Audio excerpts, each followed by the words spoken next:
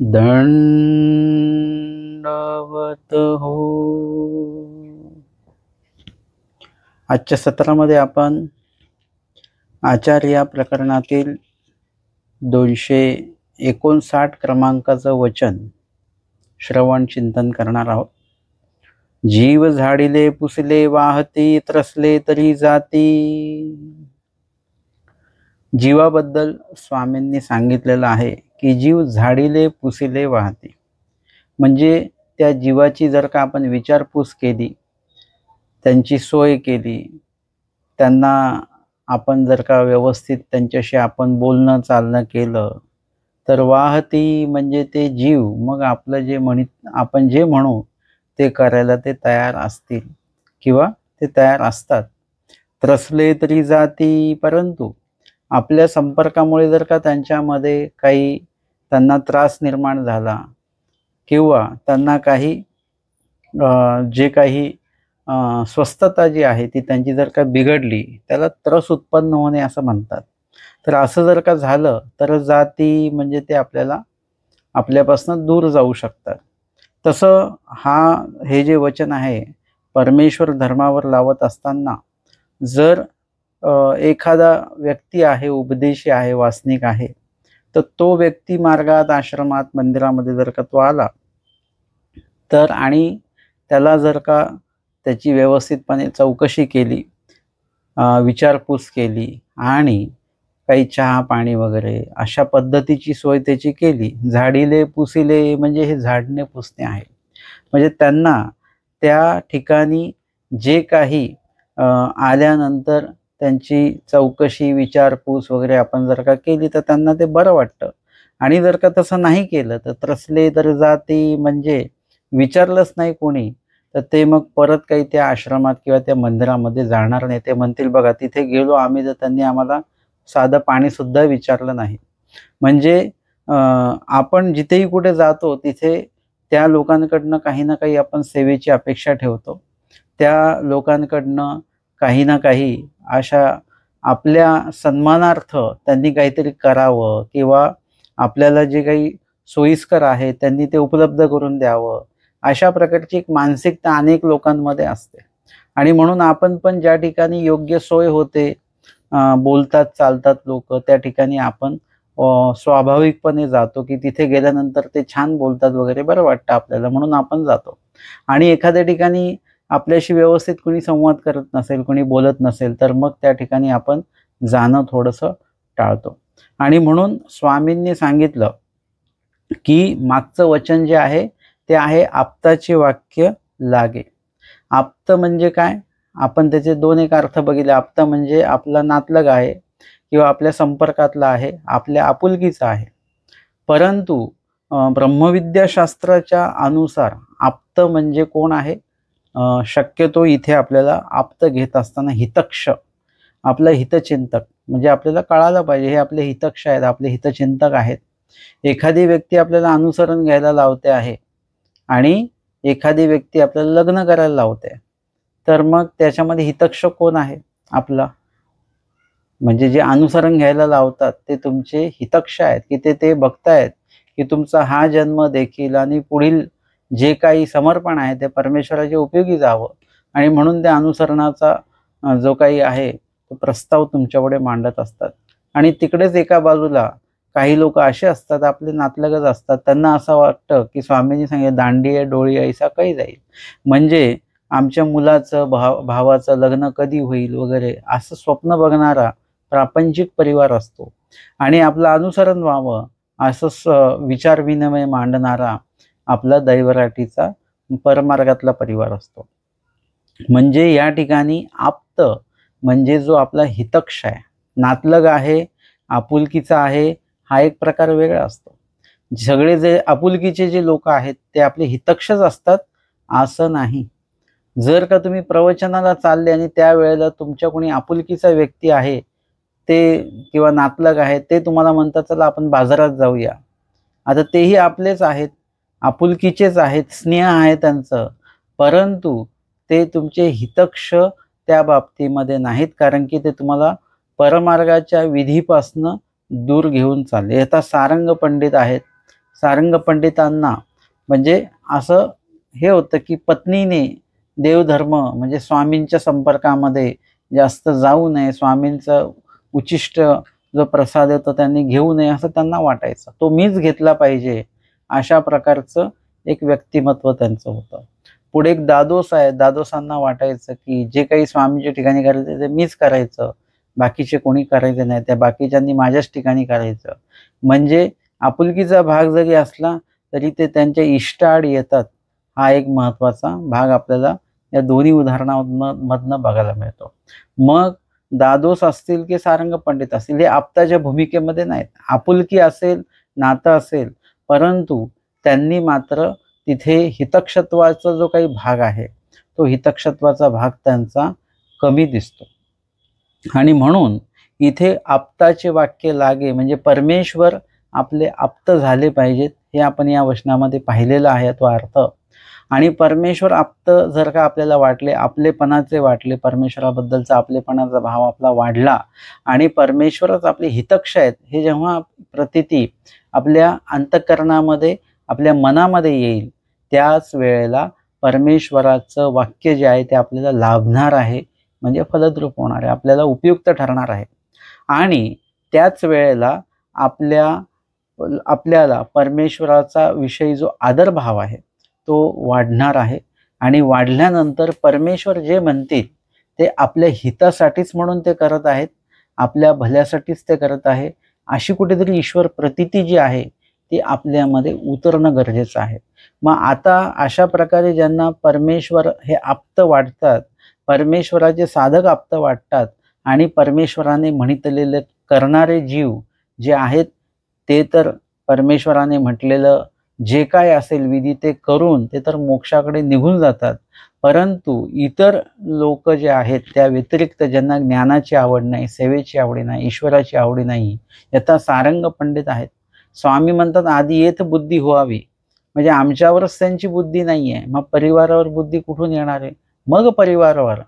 परंतु आपल्याला असं दिसतं की सारंग पंडित स्वामींजवळ सेवादास्य करतात, स्वामींना भोजनासाठी बोलवतात, पूजा वगैरे सर्व करतात. मग असं कसं काय? तर मग स्वामींनी सांगितल्यानंतर कळतं की हे फक्त कसे आहेत, स्वार्थपर स्वामींच्या संपर्कात आहेत. आणि म्हणून अशा जीवांविषयी परमेश्वरी भाव कसा आहे ना, स्वामी म्हणतात जीव झाडीले पुसिले वाहते, म्हणजे अशा लोक जर का संपर्कात येऊच नाही आणि आले जरी म्हणजे आपल्या येऊ नयेत, परंतु स्वामींच्या संपर्कामध्ये प्रत्येक प्रकारचे जीव येतील आणि त्या जीवांना कणव निष्पत्ती व्हावी, असाच परमेश्वराचा हेत असतो. कारण की परमेश्वराला अखिल जीव जातींचा उद्धार करायचा आहे आणि त्या अनुषंगाने जसे पण जीव येतील, मग ते प्रसवाचे असो किंवा अजून प्रतिकारणतेचे असो, गुणाचे असो नाही तर दोषाचे असो, त्यांना परमेश्वर काही ना काही घडवण्याचाच हेतू स्वतः ठेवत असतात. वांचून त्यांच्या अधमतीमुळे ते घडवून घेत नसतील तर तो त्यांचा प्रश्न. यथा मार्कंड असेल किंवा काळबोटे असतील, ह्यांनी स्वामींच्या प्रवृत्तीनुसार त्या ठिकाणी कुठलंही कर्तृत्व करण्याचं मानस दाखवलं तर नाहीच, परंतु आवडही त्यांची कुठे त्याच्यामध्ये नव्हती. आणि म्हणून या ठिकाणी आपल्याला हे लक्षात येतं की स्वामींवर त्यांची बुद्धीच नाही, हे आपल्याला लक्षात येतं. मग अशा जीवांच्या बाबतीमध्ये स्वामी सांगतात जीव झाडीले पुसेले वाहते. जे अधिकाराचे योग्यतेचे जीव असतात त्यांना परमेश्वराकडनं कुठल्याही प्रकारची वेगळी सन्मानाची मानपानाची कुठलीही अपेक्षा नसते. त्यांना परमेश्वराचं सन्निधान, स्वामींचं सेवादास्य आणि त्यासोबतच ज्ञान श्रवण वगैरे इत्यादी गोष्टींचं अनुलक्ष ठेवून असे जीव परमेश्वराच्या संपर्कात येत असतात.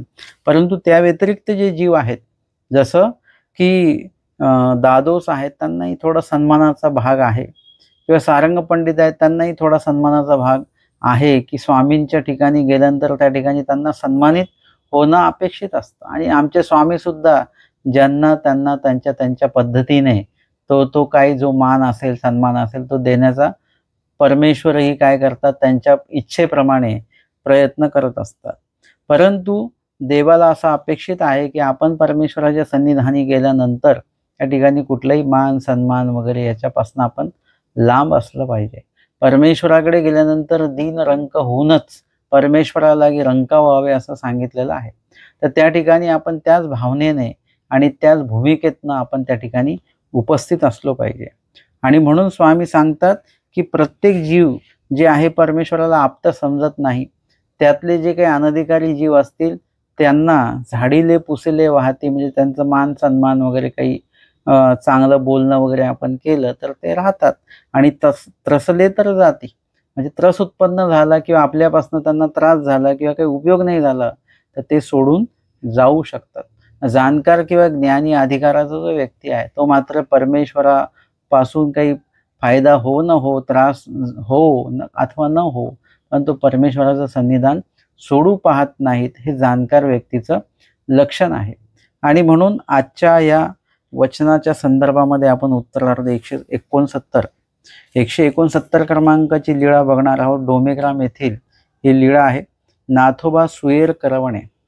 नाथोबांकडनं स्वामींनी सुयेर म्हणजे बाळंतीण बाई जी आहे ती बाळंतीण झाल्यानंतर, बाळ झाल्यानंतर स्वामींनी नाथोबासांकडनं त्यांची जी सेवा आहे ती सेवा करायला लावलेली आहे. एकी दी बाईल ते गर्भार ते मडासी आली. एकी बाईल ते गर्भार म्हणजे गरोदर बाई होती कोणी, ते मडासी आली म्हणजे स्वामींचं अवस्थान डोमेग्रामला तिन्ही मठांचा जो आवार आहे त्याच्यामध्ये स्वामींचं तिन्ही मठांमध्ये स्वामींचं अवस्थान आहे. गोसाविया ते विनविले, त्या आईंनी त्या बाईंनी स्वामींना विनंती केली, जीजी ओळगिया सांडूनी गेला, म्हणजे त्यांचा जो पती आहे तो काही सैनिक वगैरे आहे आणि तो युद्धाला निघून गेलेला आहे, आणि तो अशा अवस्थेमध्ये त्याला दोन्ही धर्मसंकटच होतं की बा युद्धाला जावं किंवा पत्नीकडे थांबावं, दोन्ही महत्त्वाचेच आहेत. तो पती आहे या दृष्टीने पत्नीजवळ थांबणं महत्त्वाचं आहे, आणि तो नोकर पडला, सैनिक पडला, म्हणून युद्धाला जाणं सुद्धा त्याला कुठला पर्याय नाही जाण्याशिवाय, आणि म्हणून तो गेला. मज कोणी नाही म्हणजे मला कोणीच नाही असं म्हटल्यानंतर मुळामध्ये म्हणजे या जीवाचं जर का कोणी असेल या जगामध्ये, व्यक्त किंवा अव्यक्त सृष्टीमध्ये जीवाचं कोणी असेल तर ते परमेश्वर आहेत. आणि मग जर का कोणी म्हटलं की मज कोणी नाही, म्हणजे हा भाव कधी निर्माण होतो, ज्या वेळेला आपल्याला सगळे आपले वाटत असतात आणि त्या एका क्षणाला सगळेजण जेव्हा परके होतात, आपलं कोणी राहत नाही, त्यावेळेला आपल्याला प्रकर्षाने जाणीव होते ती परमेश्वराची, आठवण येते ती परमेश्वराची. जेव्हा तो कुष्टियाच्या दृष्टांतामध्ये स्वामींनी सांगितलं की तो कसा आहे, त्या ठिकाणी त्याची जी अवस्था आहे ती स्वामींनी वर्णन केलेली आहे त्याच्या देहाची, कसं गंधिमा सगळी पसरलेली आहे, हातपाय जे हातापायाचे जे बोट आहेत ती गळत आहेत, जखमा झालेल्या आहेत, आणि सर्व असं वातावरण आहे की एकदम गलिच्छ वातावरण आहे. तरीसुद्धा तो मात्र त्या घरी आहे, मुलं वगैरे सुना आहेत ते त्याची खंती करतात, तरीसुद्धा तो घर सोडत नाही, कारण की आपलेपणाचा भाव आहे. अजून पत्नी आहे ती चांगली सोय करते आहे, सेवा करते आहे, आणि तो त्या माध्यमातून तिथे थांबलेला आहे. पण एक दिवशी काय होतं की पत्नी म्हणते तू मर कोडी किंवा तू मर कोडी, आजूही जित आहे, मरत कसा नाही हा. पत्नी सुद्धा त्याची सेवा करून करून वैतागली, आणि कोण काय बोलतं कोण काय बोलतं ते ऐकून सुद्धा ती कंटाळली असेल, आणि तिने ते पतीला म्हटल्यानंतर तो आपुलकीचा जो सांधा आहे तो तुटून गेला, आणि मग त्याला जाणीव झाली की आता या जगामध्ये आपलं कुणीच नाही.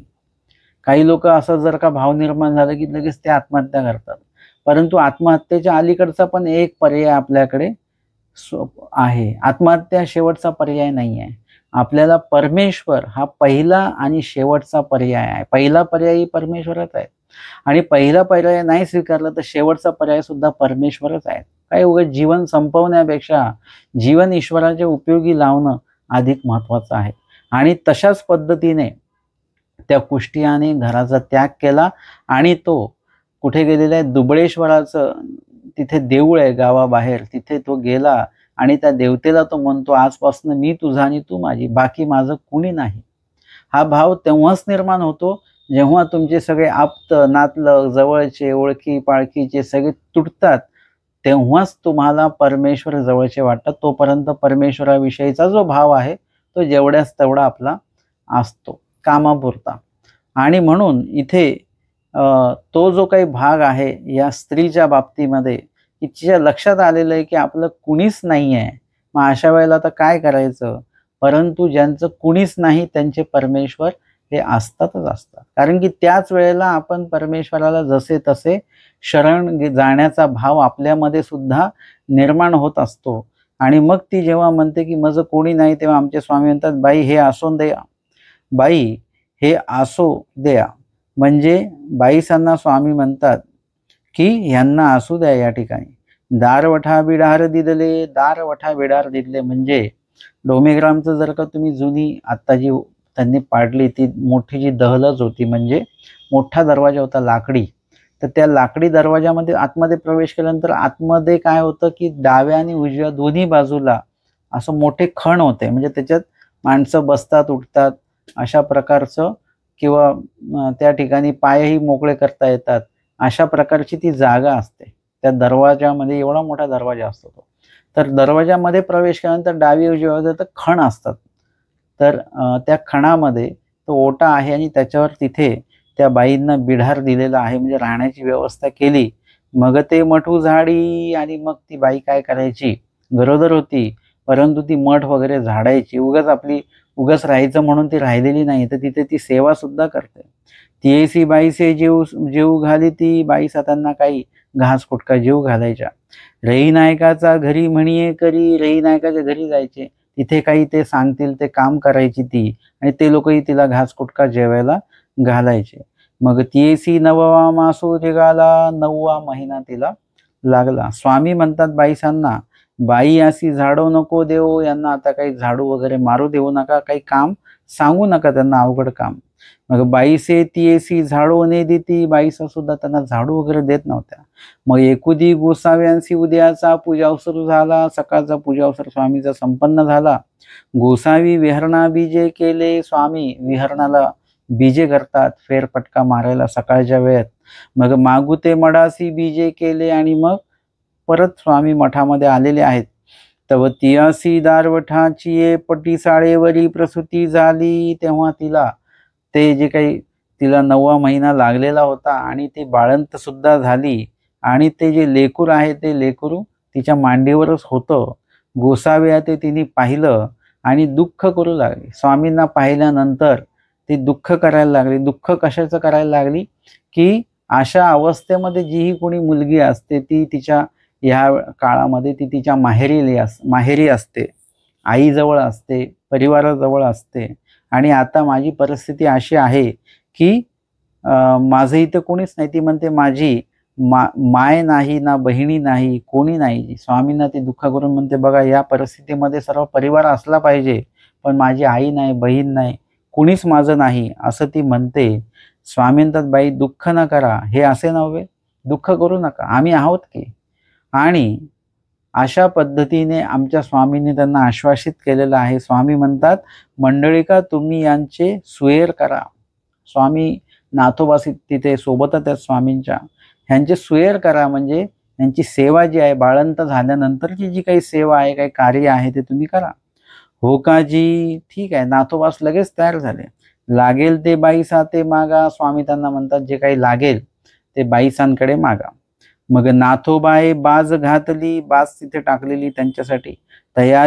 तया ते धुतले लेकुरवाचे नाळ खांडले, त्या बाळाला त्यांनी धुतलं, त्याची खांड जी नाळ जी आहे ते खांडली. सगडिया घातलिया, आईला म्हणजे बाळंतीन बाईला काहीतरी विस्तवाचा शेक वगैरे द्यावा यासाठी सगडिया म्हणजे शेगडी जी आहे, म्हणजे विस्तव जो आहे तो त्यांनी तिथे उपलब्ध केलेला आहे. बाईसा ते पिंपळिया मागितलिया, तिया वाटुनी दिदलिया. मग बाईसे पथ्य करीती, बाईसांना ते पिंपळ्या नावाचं जे आयुर्वेदिक औषध आहे ते मागितलं, ते वाटून वगैरे नाथोबासांनी त्यांना दिलं.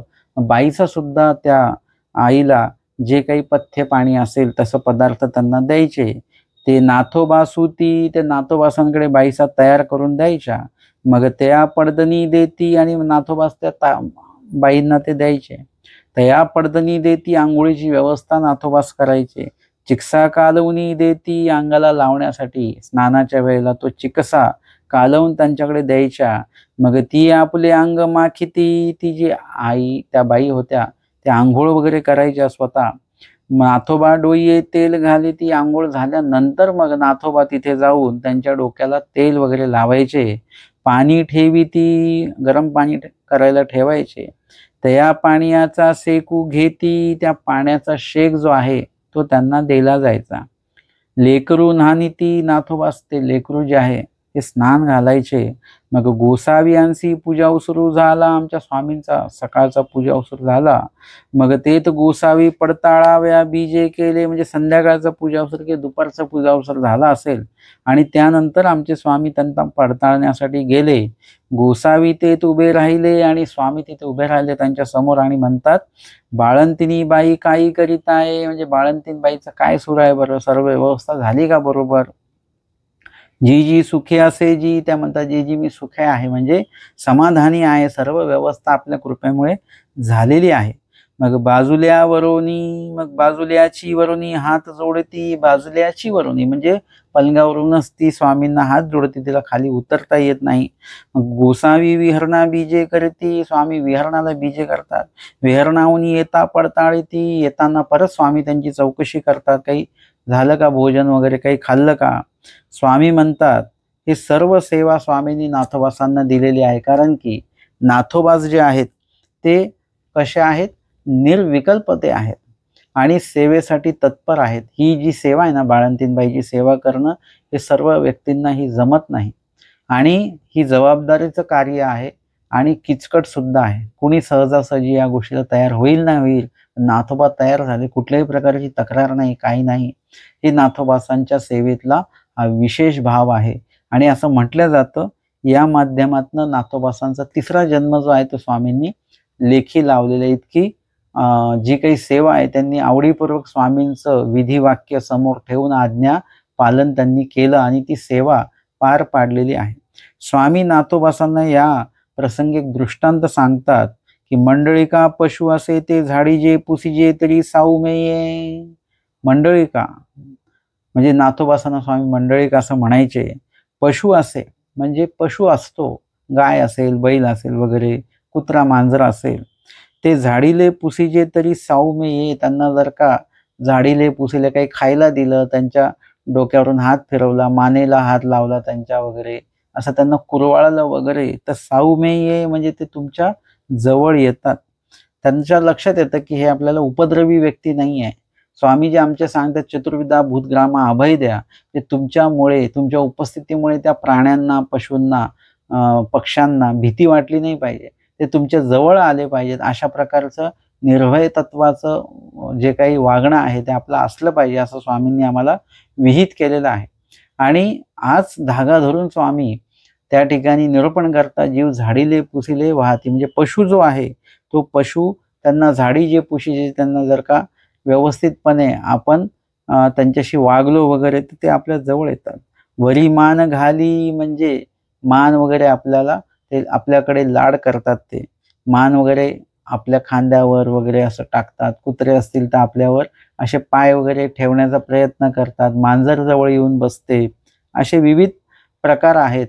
आणि थैक म्हणजे तरी परते जाय, आणि जर त्यांना हकललं, हाड म्हटलं तर काय होतं, ते परते जातात म्हणजे लांब जातात. तैसे जीव झाडीजे, तैसे जीव झाडीले पुसिले वाती त्रसले जाती. याचा हा दृष्टांत स्वामींनी सांगितला पशुचा आणि त्याचा सिद्धांतही स्वामी सांगतात या दृष्टांताद्वारे की थैक म्हणजे तरी परते जाय, तैसे तशाच पद्धतीने जीव म्हणजे मनुष्य देहातला जो जीव आहे तो झाडीले पुसिले वाहती, म्हणजे परमेश्वर कार्यामध्ये असताना देखील एखादा उपदेशी व्यक्ती आहे पण तो थोडा संपन्न आहे संपत्तीने, एखाद्या पदाने संपन्न आहे, तर त्याला अपेक्षित असतं मी गेलो तर माझी सोय वगैरे तिथे झाली पाहिजे, बाकीच्यांना पत्रावेळी जेवायला दिलं तर मला स्टीलच्या ताटामध्ये जेवायला पाहिजे. म्हणजे अशा अपेक्षेने काही जीव जे असतात, उपदेशी असतील, वास्तविक असतील, ते त्या अपेक्षेने आश्रमामध्ये जात असतात, आपली तिथे सोय झाली पाहिजे. परंतु जी सगळ्यांची सोय आहे तीच तुमची सोय जर का असेल तर त्यामध्ये आपल्याला वेगळ्या सोयीचं कुठल्याही प्रकारचा जो काही भाव मनामध्ये नसला पाहिजे. परंतु झाडीले पुसिले वाहती, परंतु काही जीवांना असं काही सोय वगैरे त्यांची केली तर त्यांना बरं वाटतं. आणि त्रसले जाती म्हणजे जर का ते त्रासले, वैतागले तर ते परमार्गाचा जो सहवास आहे, अधिकरणाचा सहवास जो आहे तो सोडून ते जातात. ऐसी नाथोबाई तयाची 12 दिस शुश्रूषा केली. अशा पद्धतीने आमच्या नाथोबासांनी त्या बाईंची जवळपास 12 दिवस पर्यंत त्यांनी काय केलेलं आहे, त्यांची ती सेवा केलेली आहे. 12 दिसा न्हाणिली उठिली ओटी भरली, म्हणजे 12 दिवस सेवा केली आणि मग नंतर त्यांची ओटी वगैरे भरलेली आहे. आणि मग ते बाहेरही निघाली, आपले मनी करू लागली. मग ती स्वस्थ झाली. मग ती त्याचं काय काम धंदा वगैरे असेल ती करायची. हातावर पोट तिचं. जव गोसावी राज्य केले तव होती. स्वामी जोपर्यंत तिथे डोमेग्रामला होते तोपर्यंत तिची आणि स्वामींची परिवाराची पूर्ण भेटगाठ जी आहे ती होत राहायची. अशा प्रकारे ह्या वचनाचा प्रकरणवश आपण या ठिकाणी बघितला. यानंतर ह्या वचनासंदर्भातली जी टीका आहे त्या टीकेचा अर्थ आपण बघूया की जीव झाडिले पुसिले वाहती त्रसले तरी जाती. जीव म्हणितल्या स्वार्थपर. तर वचनामध्ये आलं की जीव झाडिले पुसिले वाहती. तर जीव ते कोण, कसे आहेत बरं हे जीव? जीव म्हणजे स्वार्थपर. जीव म्हणितल्या स्वार्थपर म्हणजे स्वामींनी जीवाबद्दल सांगितलेले जीव सकळ दोषांचे आळे आहे. जीव म्हणजे दोषदर्शी आहे. तशाच पद्धतीने जीव कसा आहे, स्वार्थपर देखील आहे. त्याचा अर्थ म्हणजे त्याच्या इंद्रिय देह वगैरे आहे त्याचा लाभ जिथे होत असेल त्याच ठिकाणी जीव उपस्थित होतो. एक तर देहासंबंधित काही लाभ झाला पाहिजे, भोजनासंदर्भात लाभ पाहिजे, वस्त्रासंदर्भात लाभ पाहिजे, काही द्रव्यासंदर्भातला लाभ पाहिजे. जे इत्यादी प्रकारे देह इंद्रिय काही चांगलं खायला मिळत असेल, इंद्रिय सुखावत असतील तर माणूस कुठेही जायला तयार आहे. कुणाचं काही मेलेल्या माणसाचंही खायला तो तयार आहे. काय त्याच्या इंद्रियांना ते चांगलं वाटतं. काही गोष्टी देहाच्या संबंधित आहेत, देहाला चांगल्या वाटतात आणि त्यासाठी तो जीव काहीही करायला तयार असतो. आणि म्हणून या ठिकाणी जीव म्हटल्या कसं आहे, स्वार्थपरच आहे. मग पुढे सांगतात दृष्टार्थीये. दृष्टार्थीये म्हणजे जर का जीव आहे आणि तो स्वार्थपर आहे तर स्वार्थामध्ये सुद्धा एक परमार्थ आहे. आपण सगळे स्वार्थीच आहोत, म्हणजे आपल्याला सर्वांना परमेश्वर पाहिजे हा स्वार्थच आहे हा देखील. परंतु हा कसा आहे, ऊर्ध्वगतीचा स्वार्थ आहे. हा स्वार्थ कसा आहे, आपल्या भल्यातला स्वार्थ आहे. हा पारमार्थिक स्वार्थ आहे आणि हा स्वार्थ सगळ्यांमध्ये असला पाहिजे तरच तो जीव जो आहे तो ईश्वरापर्यंत पोहोचू शकतो. पारमार्थिक स्वार्थ आपल्यामध्ये असणं गरजेचं आहे. परंतु व्यावहारिक आणि मतलबाचं जे काही स्वार्थ आहे, केवळ आपल्या जीवाच्या भल्यासाठी म्हणून आपण जे काही करतो अशाच प्रकारचे जे स्वार्थ आहे त्यासाठीच देवधर्म केला जातो असा स्वार्थ नसला पाहिजे. आपला स्वार्थ कसा पाहिजे, अदृष्ट स्वार्थ आपला पाहिजे. परंतु हा स्वार्थ कसा आहे, दृष्टार्थीये म्हणजे दृष्टपर पदार्थांचा हा लाभ आहे, दृष्टपर वस्तूचा हा लाभ आणि त्याचा तो जो जीव आहे तो त्याचा तो स्वार्थ त्याच्यामध्ये आहे. आणि दृष्टपर गोष्टींसाठीच हा जीव जो आहे तो परमेश्वराच्या संपर्कामध्ये येत असतो. अन्यथा जीव परमेश्वराच्या जवळ कधी येणार नाही, मंदिर आश्रमात येणार नाही, विधिविधान करणार नाही. त्याला कुठेतरी या ठिकाणी त्याला तो स्वार्थ जो आहे, अदृष्ट स्वार्थ जो आहे तो त्याच्यामध्ये असला पाहिजे, तर तो जीव ईश्वर प्राप्तीपर्यंत जाईल. परंतु जर का दृष्टपर जर का स्वार्थ असेल तर तो सगळ्यात वाईट. म्हणजे स्वार्थ असावा तर तो अदृष्ट असावा, निष्काम कर्म ज्याला म्हटलं जातं. परंतु आपण सर्वजण आत्ताच्या काळातले लोक सगळे जे आहेत ते सगळे जीव, मनुष्य देहातले खास करून जीव हे दृष्टपर स्वार्थ यामध्येच अडकलेले आहेत. त्याच्यामुळे प्रत्येका ठिकाणी आपल्याला अपेक्षा आहे यांनी आपण आपल्याला मदत केली, त्यांनी आपल्याला मदत केली पाहिजे, किंवा त्यांच्याकडनं आपल्याला अमकं भेटलं पाहिजे, तमकं भेटलं पाहिजे. असं प्रत्येक जीवाकडनं आपल्याला काहीतरी स्वार्थ आहे आणि दृष्टपर पदार्थाचा स्वार्थ आहे. कोणी म्हटलं यांची सेवा जर का तुम्ही केली तुम्हाला पुण्य मिळेल, तर पुण्यावर कोणाचा विश्वास नाही. त्यांना स्वार्थपर म्हणजे दृष्टपर स्वार्थ आहे, तर त्यांना लगेच हातामध्ये पैसे आले पाहिजे, काहीतरी संपत्ती त्यांनी दिली पाहिजे आपल्या, ज्यांची आपण सेवा केली. अशा प्रकारचा हेतू ठेवून आपण जीवाच्या संपर्कात जात असतो. आणि म्हणून सांगतात हा जो स्वार्थ आहे तो कसा आहे, अदृष्ट स्वार्थ नाही आहे, ईश्वर प्राप्तीचा स्वार्थ नाही. दृष्टार्थीये म्हणजे दृष्टपर पदार्थांची अभिलाषापूर्वक हा स्वार्थ आहे. झाडणे म्हणजे शब्दे संजोगिनी. आता इथे सांगितलं झाडीले पुसिले, ते झाडणे पुसणे म्हणजे काय ना, झाडणे म्हणजे शब्दे संजोगिनी, म्हणजे त्याच्याशी व्यवस्थित जर का तुम्ही संवाद केला गोड शब्दांमध्ये, मृदू शब्दांमध्ये आणि शांत स्वभाव पद्धतीने जर का तुम्ही त्यांच्याशी संवाद केला तर याला म्हणतात शब्दे संजोगिनी. सीनला भागला म्हणणे कसं बरं ते शब्द संजोगिनी न, शीनला भागला म्हणणे म्हणजे ते जर का थकलेले आहेत तर त्याच्याविषयी त्यांना त्या ठिकाणी विचारपूस करणे. तुम्ही थकले आहात भरपूर त्रास झाला, गर्दी असेल प्रवासामध्ये, काही भोजन वेळेवर झालं नसेल, पाणी वगैरे घेतलं नसेल, अशा प्रकारे तुम्ही योग्य त्यावेळी आता हातपाय सोळे करून घ्या, भोजन करून घ्या, देवपूजा करून घ्या, पाणी घ्या आधी वगैरे, अशा प्रकारे त्यांच्याशी बोललं तर त्यांना खूप बरं वाटतं बरं का. म्हणजे काही लोक जे आहेत त्यांना हीच अपेक्षा असते मार्गाकडनं की तिथे गेल्यानंतर आपली सोय झाली पाहिजे आणि तिथे छान सोय होते बरं का. परंतु जो जाणकार व्यक्ती वासनिक वर्गातला आहे तो व्यक्ती तिथे जाऊन सेवा घेत नाही, तिथे गेल्या गेल्या सेवेमध्ये तो उपस्थित होतो आणि तिथे जे काय असेल ते खाऊन, तो जे काही रुखसुख असेल ते खाऊन मोकळा होतो आणि लगेच परमार्गाच्या सेवेमध्ये तो लगेच उपयोगी जातो. कोणी म्हटलं अहो तुम्ही आत्ताच आले, थोडा आराम करायचा, म्हणजे नाही नाही आधी सेवा करू, आता मी नाही सेवा केली तर ही सेवा दुसरं कोणतरी करून जाईल. म्हणून त्या दृष्टीने त्या व्यक्तीची तिथे उपस्थिती असली पाहिजे. परंतु असं न करता काही लोकांना ती विचारपूस चौकशी करणं हे जास्त अपेक्षित असतं. पुसणे म्हणजे क्रिया पापतवने. पुसणे म्हणजे काय ना, प्रेमपूर्वक आपण त्यांच्या सोबत ते काही संवाद धर्म जे काही आहे ते करणं. म्हणजे कसं, सीन भाग हरणे म्हणजे शब्दपूर्वक, शब्द बोलून क्रियेच्या माध्यमातनं त्यांचा जो श्रम भाग आहे तो हरणे म्हणजे तो कमी करणे. तो थकून भागून आले, त्यांना आराम करायला द्या, त्यांना हातपाय धुवायला चांगलं पाणी वगैरे दिलं की त्यांना बरं वाटतं.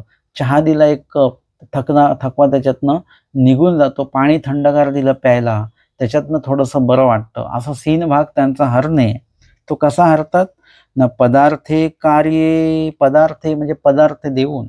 आता आपण जसं उदाहरण बघितलं, काही त्यांना योग्य जी वेळ आहे त्यानुसार त्यांना पाणी देणं किंवा त्यांना काही उष्णोदक देणं, काही दूध देणं, चहा देणं किंवा मग अजून काही पेय सरबत वगैरे असं देणं, काही खायला देणं किंवा काही कार्य करणं, म्हणजे त्यांच्यासाठी काही त्यांना बिछायात टाका, त्यांना बसायला द्या, त्यांना झोपण्याची थोडा आराम करण्याची व्यवस्था करा, इत्यादी प्रकारे त्यांचा श्रम परिहार जो आहे तो करता येतो. आणि तसं जर का केलं तर काही लोक त्याचेच अपेक्षित असतात आणि त्यांना बरं वाटतं, मग ते थांबतात आणि काही मणितले करणही करण्याचा प्रयत्न करतात. आणि त्रस उत्पन्न जर का त्यांना झाला, त्यांची योग्य सेवा झाली नाही, काही समजा काही गोष्टी परमार्गाच्या वगैरे त्यांना असं झालं की ते सकाळी खूपच लवकर उठावं लागतं, देवपूजेला बसावंच लागतं, पोथीला बसावंच लागतं, असं त्रस उत्पन्न होतो आणि त्याच्यामुळे ते त्रस उत्पन्न होऊन ते परमार्गाचा संपर्क जो आहे तो त्यागतात. असाही प्रकार आपल्याला बघायला मिळतो. आणि म्हणून आप्ताचे वाक्य लागत नाहीत असे जे जीव आहेत त्या जीवांविषयी स्वामी सांगतात, अशी जीवांचं झाडीले पुसले ते वाहती, त्रसले तर जाती. आचाराचं 259 क्रमांकाचं वचन या ठिकाणी आपण बघत असताना या वचनासंदर्भातली प्रकरण वशाची उत्तरार्ध 169 क्रमांकाची लीळा डोमेग्राम येथील नाथोबा सुएर करवणे ही लीळा सुद्धा आपण या ठिकाणी श्रवण आणि चिंतन केलेली आहे. दंडवत. दंडवत हो.